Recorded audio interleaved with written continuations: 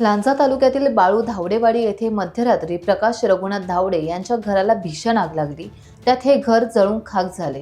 प्राथमिक माहितीनुसार रात्री 12 वाजता शॉर्ट सर्किटमुळे आग लागल्याचं म्हटलं जाते।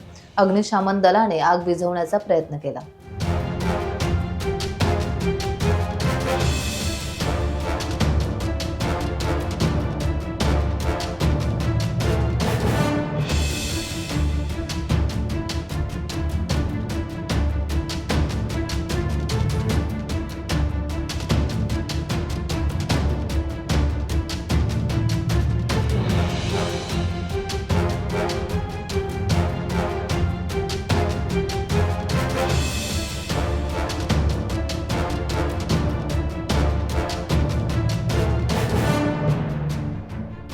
टाइम्स डिजिटलला लाईक करा, शेअर करा, सबस्क्राईब करा आणि बेल आयकॉन दाबायला विसरू नका।